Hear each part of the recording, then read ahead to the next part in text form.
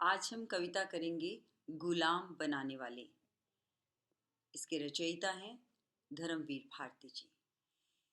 हम सब जानते हैं कि हम सन 47 में आज़ाद हुए और हमारी ये आज़ादी की लड़ाई बहुत लंबी चली। सालों साल गुलाम रहने के बाद बहुत से लोगों ने अपनी जवानियों का उत्सव किया, बहुतों ने अपनी ज़िंदगियों को न्यौछावर किया, तब जाकर हम आज़ादी की सुबह में सांस ले पाए। कवि कहता है कि ये गुलामी की जंजीरें बहुत पहले भी आई थी और अब भी आज़ाद होने के बाद भी आ रही हैं, लेकिन किन रूपों में आ रही हैं जिन पर शायद हम नज़र नहीं रख रहे। कवि हमें चेतित करता है, जागृत करता है कि हम आज़ाद हो तो गए हैं, लेकिन ध्यान रहे हमें गुलाम बनाने वाले एक बार फिर से नए रूप में हमारे अंदर या हमारे यहाँ हमारे देश पर एक नए रूप का आक्रमण कर रहे हैं। हमें उसके प्रति सचेत हो जाना चाहिए। कविता है और भी पहले वे कई बार आए हैं। वे, अब कविता के शीर्षक से अगर हम समझ जाएं तो वो गुलाम बनाने वाले हैं, पर हम देखते हैं कि अगर कविता में कवि हमें क्या कहता है। और भी पहले वे कई बार आए हैं, एक बार जब उनके हाथों में भाले थे, घोड़ों की टापों से खैबर की चट्टानें कांपी थी। एक बार जब भालों के बजाय उनके हाथों में तिजारती परवाने थे, बगल में संगीनें थी। और भी पहले वे कई बार आए। हमें गुलाम बनाने वाले एक ही बार अंग्रेजों के रूप में नहीं आए, बहुत पहले भी वो आए हैं। कब? जब खैबर की चट्टानें कांपी। यहाँ पर कवि मुगलों की तरफ, गजनी की तरफ संकेत करता है कि जब पहाड़ों से एक आक्रमण करते हुए हमें गुलाम बनाने वाले हमारी तरफ बढ़े थे। और फिर कहता है केवल आक्रमण करके ही नहीं, वो कहते हैं ना, किसी को लूटने के कई तरीके हैं। कोई चोर है, कोई ठग है, तो कोई डाकू है। चोर है सेंध करके चोरी करता है, डाकू है बंदूक की नोक पे तुम्हारा सामान हथिया के ले जाता है, और जो ठग है तुमसे मीठी मीठी करके बातें करके तुम्हारा सामान हर के ले जाता है। तो कहता है इन तीनों का मकसद तो एक है, लेकिन साधन अलग अलग हैं। इसी तरह हमें गुलाम बनाने वाले अलग अलग तरीके से आए। कोई आक्रमण करके आया, और फिर कोई कैसे आया। कहता है भालों की बजाय इनके हाथों में तिजारती होता है व्यापार के संबंध थे कि हम तुम्हारे साथ व्यापार करने आए हैं, हम तुम्हारे साथ अर्थव्यवस्था को बढ़ाने आए हैं, इसलिए हम तुम्हारे दोस्त हैं, हम तुम्हारे दुश्मन नहीं हैं। तुम हमारी दोस्ती को पहचानो और इस पहचान में तुम ये कहो कि हम तुम्हारे साथ व्यापार करना चाहते हैं। लेकिन क्या कहता है, लेकिन इस बार और भी चुपके से आए। व्यापार के माध्यम से तो थोड़ी सी तो बात की, लेकिन इस बार कहता है वो और भी चुपके से आए हैं। आधे हैं जिनके हाथों में कैमरे, थैलियां, टूरिस्ट पासपोर्ट, रंग बिरंगी फिल्में। आज हम अंग्रेजी फिल्में देखते हैं, आज हम रंग बिरंगे कैमरे लेते हैं, आज हम अपने आप में बहुत आगे आजकल के आधुनिक बनने का दम भरते हैं।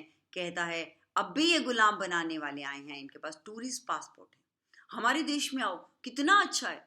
मैं देखती हूँ कि लोग जाते हैं, एक हम फॉरेन टूर करेंगे, मुझे उनसे पूछो कि क्या तुमने भारत दर्शन कर लिया।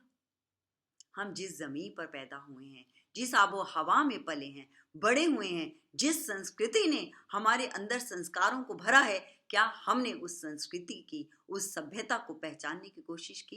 क्या हमने उस धरा को पूरी तरह से छानने, बीनने, देखने की कोशिश की? अगर नहीं की तो बच्चों, ये टूरिस्ट पासपोर्ट के पीछे फॉरेन के ट्रिप्स नहीं, अपने देश के लिए भ्रमण करो। कहता है आधे हैं जिनके हाथों में कैमरे हैं, विदेशी वस्तुएं हैं जो आकर्षण दे रही हैं हमें, थैलियां हैं, मतलब व्यापार का वो रूप है कि तुम ये चीज खरीदो, ये ले लो, ये खरीद लो, ये दे दो। टूरिस्ट पासपोर्ट है आजकल बहुत बड़ा एक व्यापार है भ्रमण का, कि तुम हमारे यहाँ आओ, देखो, रहो, टूरिस्ट है। फिर कहता है रंग बिरंगी फिल्में हैं, लोगों को अपनी चकाचौंध से आज भी विदेशी लोग हमारे देश के लोगों को आकर्षित कर रहे हैं। हमें अपने आप में चेतरित होना है, अपनी सभ्यता, अपनी संस्कृति, अपनी धरा, अपने राष्ट्र, अपने देश की रक्षा करनी है। इसे फिर से गुलाम होने से बचाना है। कवि कहता है आधे हैं जिनके पास रंग बिरंगे चेहरे, जिनको वे हुक्म के मुताबिक बदल सकते हैं। दो दो आने वाले दूर किसी नगरी में छपे हुए पैम्फलेट रोटी और पैम्फलेट के ढेरों में ढक ढक कर आई है। दूर किसी नगरी में ढली हुई जंजीरें एक बार वो फिर आई। तो क्या कहता है कि टूरिस्ट पासपोर्ट लेकर रंग बिरंगी फिल्मों से हमें आकर्षित कर कर, ये आधे लोग हैं जो इस तरह से हमें आकर्षित करके गुलाम बनाना चाहते हैं। एक और भी है, आधे हैं जिनके पास रंग बिरंगे चेहरे, तुम पहचान ही नहीं सकते कि वो व्यक्तित्व है क्या, चाहता क्या है तुमसे। रंग बिरंगे चेहरे बड़े आकर्षित लगते हैं, लेकिन उनके अंदर क्या है ये तो हम नहीं जानते ना। तो कवि कहता है रंग बिरंगे आधे हैं जिनके रंग बिरंगे चेहरे हैं, जिनको वे हुक्म के मुताबिक बदल लेते हैं। हमारे यहाँ एक RS गुप्ता जी होते थे, अंग्रेजी हिंदी के प्रोफेसर थे। वो अक्सर एक कविता सुनाया करते थे। वो कहते थे ललकार कर कह दो गिरगिट से, ललकार कर कह दो गिरगिट से कि नहीं जरूरत तुझे अब रंग बदलने की। क्यों? क्योंकि तुझसे भी बेहतर इंसान को रंग बदलना आ गया। रंग बदलना, ढंग बदलना, अंग बदलना आ गया। कह दो गिरगिट से कि नहीं जरूरत तुझे अब रंग बदलने की। क्यों? क्योंकि इंसान को तुझसे भी बेहतर रंग बदलना आ गया। तो कवि कहता है रंग बिरंगे चेहरे जिनको वे हुक्म के मुताबिक बदल लेते। सरकार है दो दो आने वाले दूर किसी नगरी में छपे हुए पैम्फलेट रोटी और पैम्फलेट के ढेरों में ढक ढक कर आई है। दूर किसी नगरी में ढली हुई जंजीरें। मतलब कि पहले वो कभी किसी और बहाने से हमारे देश को गुलाम बनाने के लिए आए, तो आज वो क्या कहते हैं, अरे भाई तुम्हारे यहाँ गरीबी बहुत है, तुम्हारे यहाँ अपने हैसियत के मुताबिक अन्न नहीं उपजाया जा सकता, हम तो यहाँ पर अन्न देने आए। तो कवि कहता है कि नहीं, हमें अपने देश को इस तरह से स्वावलंबी बनाना है कि हमें उस देश से व्यापार नहीं करना जो हमें किसी भी तरह से कर्जदार बना दे, जो हमें गुलाम बना दे। कहता है ढंग है नया, तरीका नया है, सहानुभूति का रूप नया है, लेकिन बात यह पुरानी है। बात वही पुरानी है कि ये हमें फिर से गुलाम बनाना चाहते हैं, हमारी संस्कृति को खत्म करना चाहते हैं। घोड़ों पर रखकर या थैली में भरकर या रोटी से ढककर या फिल्मों में रंगकर ये जंजीरें केवल जंजीरें ही लाए हैं, और भी पहले ये कई बार आए। कहते हैं चाहे ये घोड़ों पर चढ़कर आए, हम पर आक्रमण करके हमें गुलाम बना ले, चाहे थैली में भरकर व्यापार का बहाना करके या हमारे ऊपर हमारी संस्कृति को आघातित करते हैं, चाहे रोटी में ढककर कि हमारी भूख को मिटाने आए हैं, हमारी ज़रूरत को खत्म करने आए हैं, इसलिए ये हमारे व्यापार को यहाँ कर दें, चाहे ये फिल्मों में रंग बिरंगे कुछ ऐसे रोमानियत तरीके से ये हमें भर दें कि कहता है और भी पहले ये कई बार आए हैं। विद्यार्थियों, इस कविता को समझने के लिए एक चीज आप ध्यान रखो कि हमें गुलाम नहीं बनना है। हम गुलाम कब बनते हैं? जब हमें बाहर का बड़ा आकर्षण दिखाया जाता है, अरे विदेश में तो चले जाएंगे तो जिंदगी तो सुखों से भर जाएगी। ऐसा कौन सा स्वर्ग है वहां पर? किसी से पूछो वहां क्या, अरे वहां तो स्वर्ग है। कैसा स्वर्ग है?